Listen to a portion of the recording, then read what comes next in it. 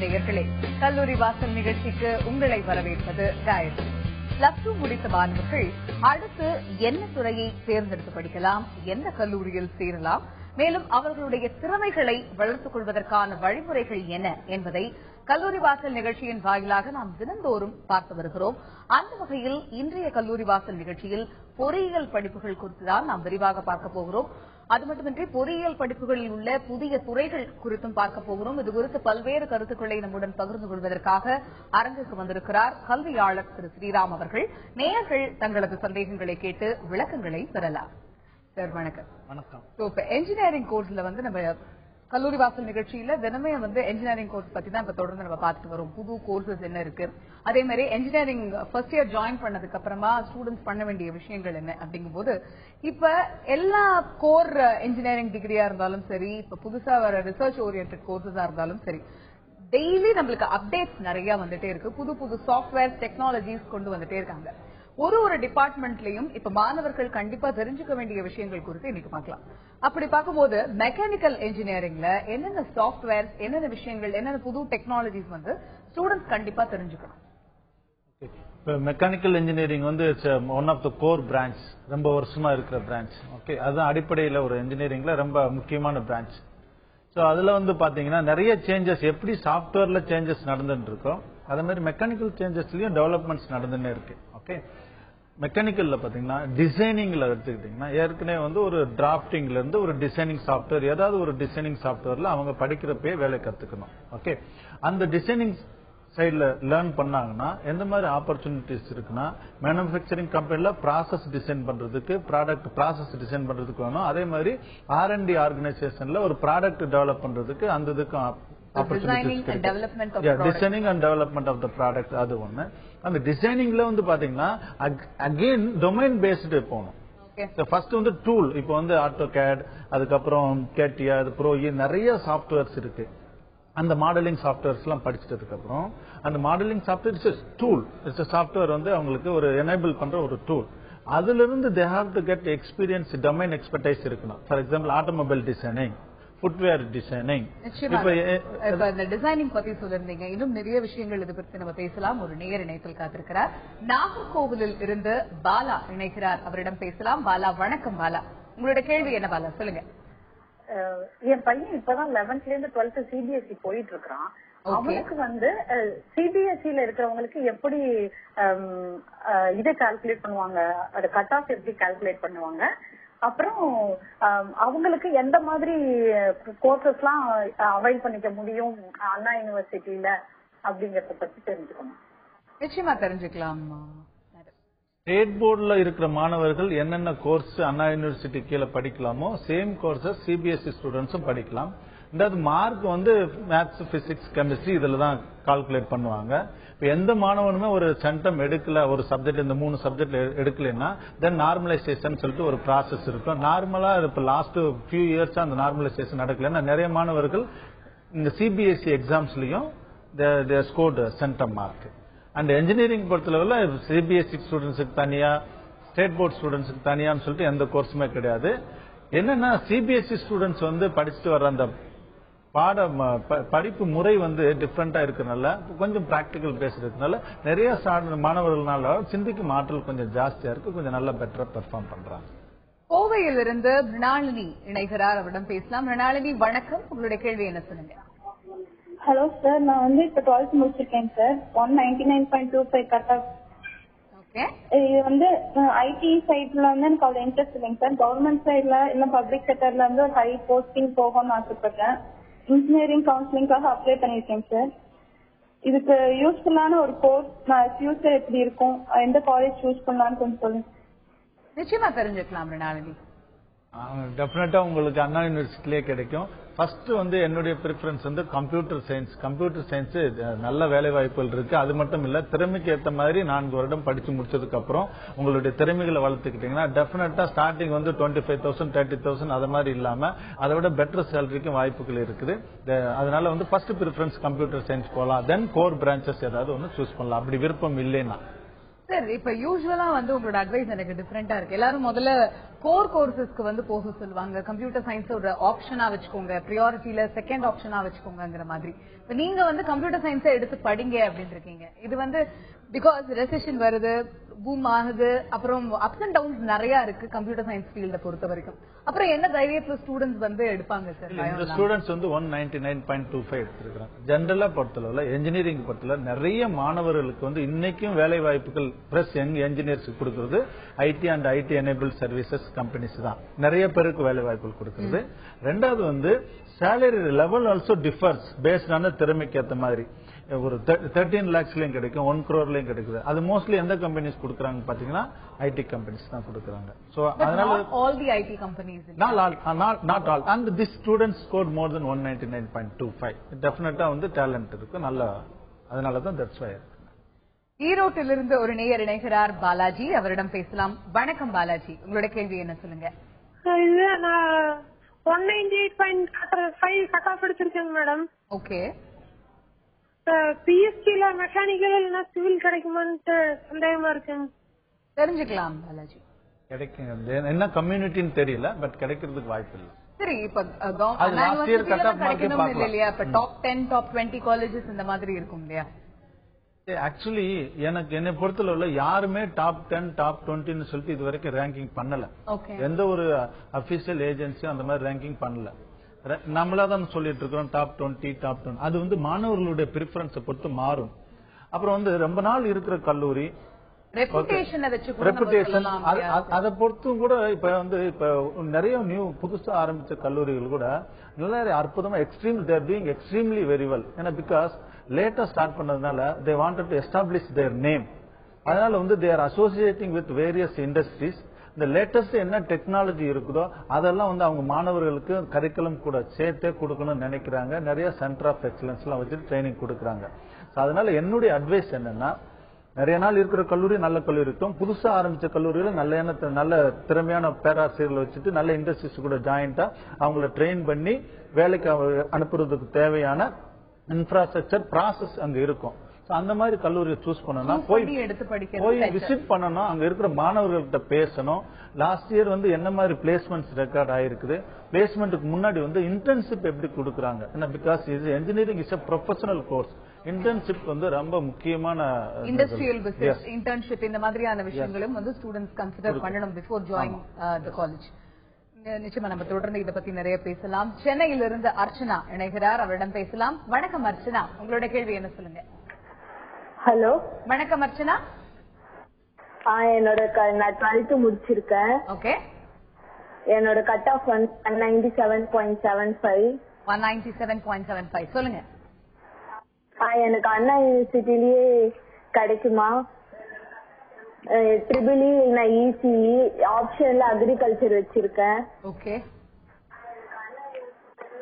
நிச்சயமா தெரிஞ்சுக்கலாம் Archana. Last year cut off mark கொடுத்துருக்காங்க அண்ணா யூனிவர்சிட்டி. அந்த டிஎன்ஏ கவுன்சிலிங் வெப்சைட்டுக்கு போனோம்னா அதுல போய் பாருங்க. அப்புறம் எப்படி இந்த another 1 weekல உங்களுக்கு ரேங்கிங் போட்டுருவாங்க. ஸோ அந்த ரேங்கிங் பார்த்து லாஸ்ட் இயர் கட் ஆஃப் வச்சு நீங்களே டிசைட் பண்ணிக்க முடியும். இந்த வருஷம் வந்து இந்த மாதிரி 190க்கு மேல இருக்கிறதுக்கெல்லாம் கொஞ்சம் கட் ஆஃப் மார்க் இன்க்ரீஸ் ஆகிறதுக்கு வாய்ப்பு இருக்குன்னு சொல்லியிருக்காங்க. சென்னையிலிருந்து பிரியா இணைகிறார், அவரிடம் பேசலாம். பிரியா, வணக்கம். பிரியா, உங்களோட கேள்வி என்ன சொல்லுங்க? பிரியா வணக்கம். கேக்குதா? சொல்லுங்க பிரியா, தொடர்ந்து பேசுங்க. நான் இது 173.25 கட் ஆஃப். ஓகே. எனக்கு பயோமெடிக்கல் இன்ஜினியரிங் அண்ணா யூனிவர்சிட்டி டிபார்ட்மெண்ட்ல கிடைக்குமா? பயோமெடிக்கல் இன்ஜினியரிங் 173.45 கிடைக்கிறதுக்கு வாய்ப்புகள் கம்மியா தான் இருக்கு. பட் நீங்க அகைன் வந்து சேம் தான். இது வந்து கவுன்சில் கட் ஆஃப் மார்க்ன்றது வந்து ஆல்ரெடி உங்களுடைய ரெஃபரன்ஸ்க்காக தான் அண்ணா யூனிவர்சிட்டில இருந்து அவங்க கவுன்சிலிங் பண்றது, டிஸ்கஸ் பண்றதுக்கு, அவங்கள டெசிஷன் எடுக்கிறதுக்காக போட்டிருக்காங்க. அதை போய் விசிட் பண்ணுங்க. அப்புறம் ரேங்க் வந்து ஃபியூ டேஸ்ல கொடுத்துட போறாங்க. அதை பார்த்துட்டு நீங்களே முடிவு பண்ணிக்கலாம்.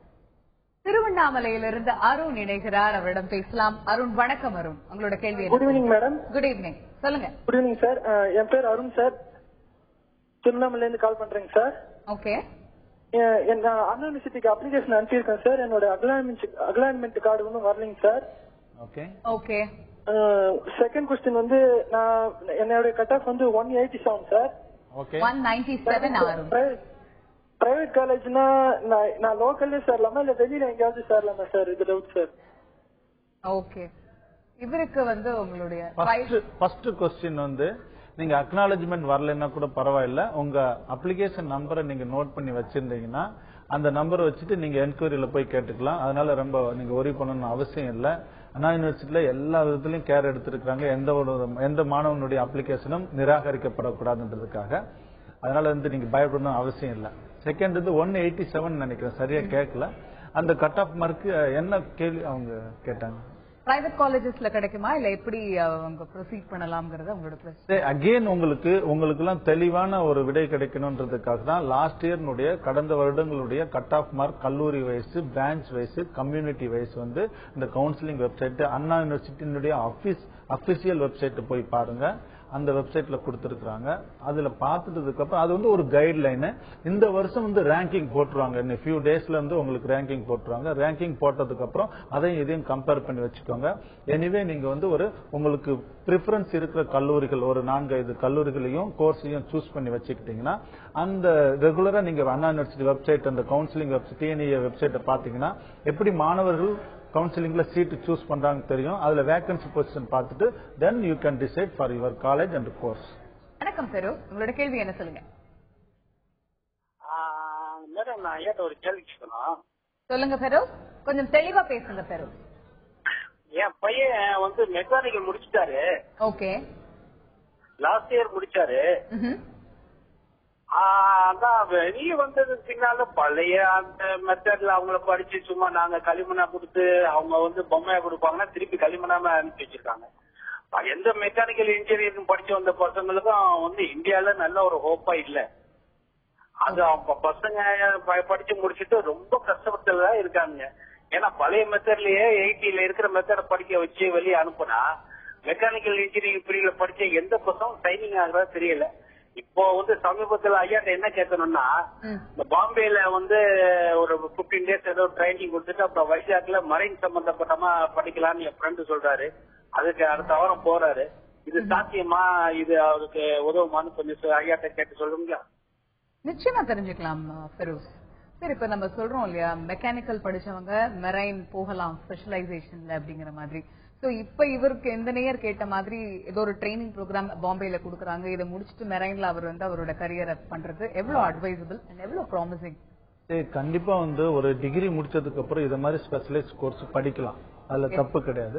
பட் அந்த மாதிரி ஒரு இன்ஸ்டிடியூஷனை சூஸ் பண்ண இல்ல, ஏற்கனவே அந்த படிச்ச மாணவர்கள் அங்க யாராவது அவங்க தெரிஞ்ச ஃப்ரெண்ட்ஸ் ரிலேட்டிவ்ஸ் படிச்சிருக்காங்களா, எவ்வளவு நாள் படிச்சாங்க, என்ன ஃபீஸ், எந்த மாதிரி ட்ரைனிங் அவங்களுக்கு கொடுத்தாங்க, அதுக்கப்புறம் எவ்வளவு பேருக்கு லாஸ்ட் பேட்ச்ல படிச்சவங்கள ஒருத்தர் 2 பேர் கூட பிளேஸ் ஆகலாம். பட் எவ்வளவு பேர் படிச்சாங்க, எவ்வளவு பேர் வேலைக்கு போயிருக்காங்க, எந்த கம்பெனில பிளேஸ் ஆயிருக்காங்க, கண்டிப்பா போய் தெரிஞ்சுக்கிட்டதுக்கு அப்புறம் தான் நம்ம ஜாயின் பண்ணணும். ஓகே, அப்படி இல்லாம நம்மளே போயிட்டு ஜாயின் பண்ணிட்டு யாராவது ஒருத்தர் வச்சு அவங்க அட்வர்டைஸ்மெண்ட் பண்றதை வச்சு பண்ணீங்கன்னா தென் அவங்க தான் அஃபெக்ட் ஆவாங்க. பிகாஸ் இவங்க ஏற்கனவே மெக்கானிக்கல் இன்ஜினியரிங் படிச்சும் ஒழுங்கா இல்லாதனால இங்க போறாங்க. அப்ப இந்த தடவையாவது நம்ம கேர்ஃபுல்லா இருக்கணும். ரெண்டாவது, மெக்கானிக்கல் இன்ஜினியரிங் படிச்சுட்டு அந்த பழைய இதுலயே நம்ம சொல்லி கொடுக்குறோம் அப்படி எல்லாம் கிடையாது. நிறைய இன்ஸ்டிடியூஷன்ஸ்ல இப்ப இண்டஸ்ட்ரி ரெலவெண்டா சொல்லி கொடுக்குறாங்க.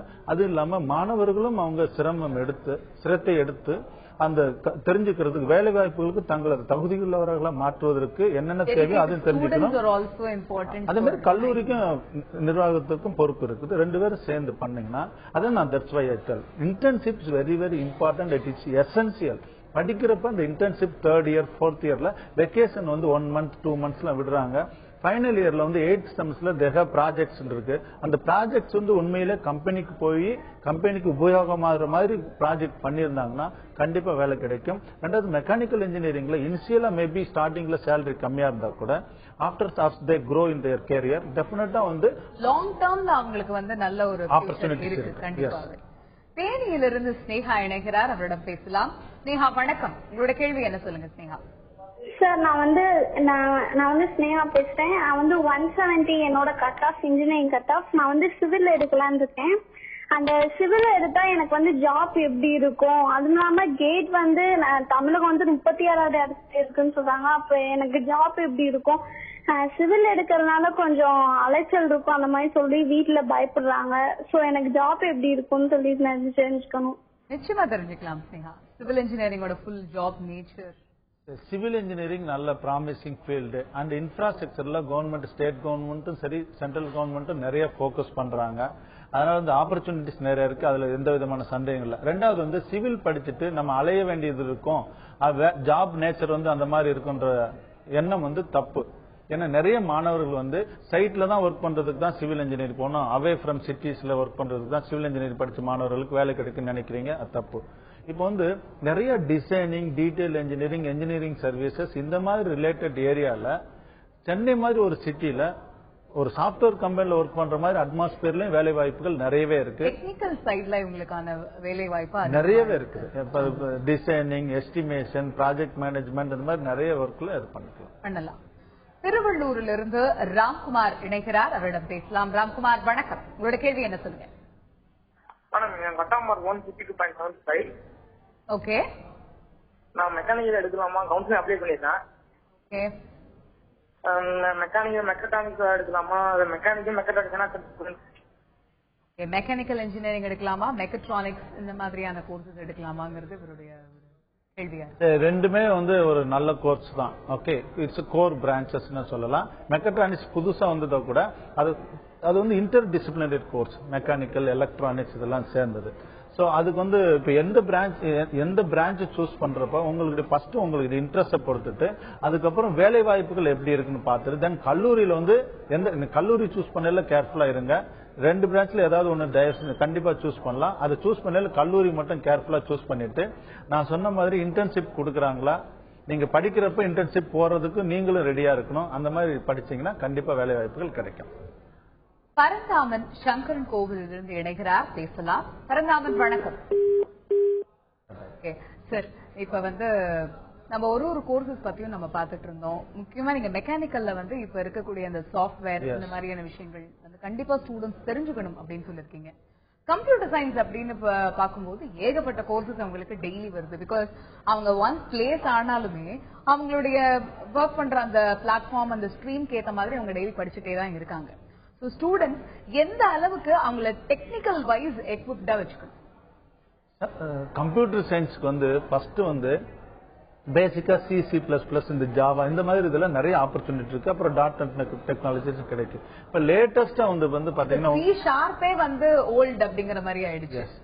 இல்ல, பட் ஓல்டு இருந்தா கூட அந்த டெக்னாலஜிஸும் வேலை வாய்ப்புகள் இருக்கு. அது இல்லாம டெவலப் ஆயிட்டே இருக்குது. அதே மாதிரி எல்லா துறையிலுமே டெவலப்மெண்ட் இருக்கு. இப்ப பாத்தீங்கன்னா ஹடூப் இருக்கு, தென் வந்து social media, big data, data analytic, mobility, இந்த மாதிரி இ காமர்ஸ்ல பிக் ஆப்பர்ச்சுனிட்டிஸ் ஆகுது. ஓகே, கிளவுட் கம்ப்யூட்டிங், இந்த மாதிரி நிறைய துறைகள் இருக்கு. அப்ப என்ன பண்ணணும், இன்ஜினியரிங் படிச்சுட்டு இருக்கிறப்ப இது பேசிக் ப்ரோக்ராமிங்ல ஃபர்ஸ்ட் ஸ்ட்ராங்கா இருக்கணும். கண்டிப்பா C++, ஜாவா இது வந்து பேசிக், அதுல ஸ்ட்ராங்கா இருந்துட்டு தென் அனலிட்டிக்கல் ஸ்கில்ஸும் வளர்த்துக்கிட்டாங்கன்னா ஓகே, நம்ம வந்து ஒரு கார்ட்ஸ் வந்து மெமரைஸ் பண்ணி எக்ஸாம் ஸ்கோர் பண்றதுக்கு மட்டும் இல்லாம உண்மையிலேயே ப்ரோக்ராம் எழுதி பார்க்கணும். ரியல் டைம் ப்ரோக்ராம்ஸ் எழுதி பார்க்கணும். சிம்பிள் லாஜிக்கல் திங்கிங் இம்ப்ரூவ் பண்ணாங்கன்னா இது வந்து இந்த language it's a tool, that's all. உங்களுக்கு திங்கிங் கேப்பபிலிட்டிஸ் இருந்ததுன்னா இந்த லாங்குவேஜ் நீங்க லேட்டஸ்ட் லாங்குவேஜ் கத்துக்கிறது ஒரு பெரிய விஷயம் இல்ல. திங்கிங் கேப்பபிலிட்டி தான் ரொம்ப important. Logical thinking, analytical skill இதுதான் ரொம்ப முக்கியம். அது இருந்ததுன்னா இந்த டூல் லேர்ன் பண்றது வந்து எப்ப வேணா நீங்க லேர்ன் பண்ணிட்டே இருக்கலாம். ஆப்பர்ச்சுனிட்டிஸ் நிறையவே இருக்கும். And you have to to the project. நிறைய காம்படிஷன்ல பார்ட்டிசிபேட் பண்ணணும். கோடிங் கண்டெஸ்ட், இந்த மாதிரி ப்ரோக்ராமிங், ஆப் டெவலப்மெண்ட், இந்த மாதிரி வொர்க்ஷாப்ஸ்ல நிறைய பார்ட்டிசிபேட் பண்ணணும். வணக்கம் சித்ரா, உங்களோட கேள்வி என்ன சொல்லுங்க? சித்ரா வணக்கம். வணக்கம் மேடம், நான் 183 கட் ஆஃப். என்ன கட் ஆஃப் உங்களோடது? 183. 183, ஓகே. கெமிக்கல் இன்ஜினியரிங் கேர்ள்ஸ்க்கு ஸ்கோப் உண்டா? கெமிக்கல் இன்ஜினியரிங் இல்லையா? நிச்சயமா தெரிஞ்சுக்கலாம். அது ஜாப் எப்படி இருக்கும் கேர்ள்ஸ்க்கு கிடைச்சிருங்க? கெமிக்கல் இன்ஜினியரிங் அந்த கோர்ஸ்க்கான ஸ்கோப் என்ன? இவங்களோட கட் ஆஃப் வந்து 183. 183க்கு கெமிக்கல் இன்ஜினியரிங் கிடைக்கும். கவுன்சிலிங்ல நல்ல காலேஜ் கிடைக்கிறது வாய்ப்பு இருக்குது. பட் கெமிக்கல் இன்ஜினியரிங் மாதிரி ஒரு ஸ்பெஷலைஸ்ட் பிரான்ச் அந்த பர்டிகுலர் பிரான்ச் பாத்தீங்கன்னா சிட்டிஸ்ல வேலை வாய்ப்புகள் ரொம்ப கம்மி இருக்குது, பட் வெரி லெஸ். அதுக்கு வந்து நீங்க அந்த எந்த மாதிரி இடத்துல வேலை கிடைக்கும், எந்த மாதிரி கம்பெனில கிடைக்கும்னு சொல்லிட்டு கொஞ்சம் டெசிஷன் வந்து நீங்க நல்லா ஆலோசித்ததுக்கு அப்புறம் முடிவு எடுத்தீங்கன்னா உங்களுக்கு நல்லது. மதுரையிலிருந்து மணிகண்டன் இணைக்கிறார், அவரிடம் பேசலாம். மணிகண்டன் வணக்கம், உங்களோட கேள்வி என்ன சொல்லுங்க? ஹலோ சார், இன்ஜினியரிங் வந்து கேட் எக்ஸாம்ங்கிறாங்க. அந்த கேட் எக்ஸாம்னா என்ன, அதுக்கு எப்படி ப்ரிப்பேர் பண்றது? நான் ப்ரிப்பேர் பண்ணி கொஞ்சம் சத்தமா பேசுங்க மணிகண்டன். ஹலோ சார், கேட் எக்ஸாம்னா என்ன? கொஞ்சம் தெளிவா பேச முடியுமா Manikandan? GATE exam. Okay, GATE எக்ஸாம்னா என்ன, அது எப்படி ப்ரிப்பேர் பண்ணணும், ப்ரிப்பேர் பண்ணி பாஸ் பண்ணா எனக்கு என்ன மாதிரி ஜாப் கிடைக்கும்? நிச்சயமா தெரிஞ்சுக்கலாம் மணிகண்டன். கேட் எக்ஸாம் வந்து இன்ஜினியரிங் முடிச்ச மாணவர்கள் வந்து வேலை வாய்ப்புகளுக்கு அந்த ஹையர் எஜுகேஷன்ஸுக்கு இந்தியாவில் யூஸ் பண்ற ஒரு என்ட்ரன்ஸ் டெஸ்ட் மாதிரி வச்சுக்கோங்க. அது வந்து அது ஃபர்ஸ்ட் இயர்ல இருந்தே நீங்க ப்ரிப்பேர் பண்ண ஆரம்பிச்சிடலாம். எஸ்பெஷலி ஃபண்டமெண்டல் நாலேஜ் அபவுட் நீங்க எந்த டிசிப்ளின் எடுத்தீங்களோ அதுல ஃபண்டமெண்டல் நாலேஜ் வந்து ஸ்ட்ராங்கா இருக்கணும். தட்ஸ் வை ஃபர்ஸ்ட் இயர்ல இருந்து நீங்க பேரலா ப்ரிப்பேர் பண்ண ஆரம்பிச்சிடுங்க. அதுக்கப்புறம் வந்து கவர்மெண்ட் செக்டர்ஸ்ல வேலை கிடைக்கும். Semi government sector also there considering GATE score other then higher education universities and engineering colleges. அதுக்கப்புறம் அதுக்கு நீங்க கேட்டுக்கு ப்ரிப்பேர் பண்ணீங்கன்னா கண்டிப்பா பிரைவேட் கம்பெனிஸ் மல்டிநேஷனல் கம்பெனிஸ் கூட வேலைக்கு இன்டர்வியூக்கு போகல டெஃபினட்டா நீங்க அதர் ஸ்டூடெண்ட்ஸோட பெட்டரா பெர்ஃபார்மன்ஸ் பண்ண முடியும். வேலை கிடைக்கிறது ஈஸியாவும் உங்களுக்கு. ஃபர்ஸ்ட் இயர்ல இருந்தே அவங்க ப்ரிப்பேர் பண்ணிட்டாங்க. ரொம்ப யூஸ்ஃபுல்லா இருக்கும் கேட் எக்ஸாம்ல அதிக ஸ்கோர் வாங்குறது. நிச்சயமா சார், இன்னைக்கு இன்ஜினியரிங்ல இருக்கிற வேரியஸ் ஃபீல்ட்ஸ், அதே மாதிரி ஒரு காலேஜ் எப்படி சூஸ் பண்ணணும், ஒரு கோர்ஸ் எப்படி சூஸ் பண்ணணும், நிறைய விஷயங்கள் நம்மளுக்கு சொல்லி நம்மளோட பகிர்ந்துட்டீங்க. நேயர்களுக்கு ரொம்பவே யூஸ்ஃபுல்லா இருக்கும் நம்புறோம். Thank you so much. தேங்க்யூ நேயர்களே, இத்துடன் இன்றைய கல்லூரி வாசல் நிகழ்ச்சி நிறைவு பெறுகிறது. அடுத்து வருவது தந்தி செய்திகள். தொடர்ந்து இணைந்திருங்கள் தந்தி தொலைக்காட்சியுடன்.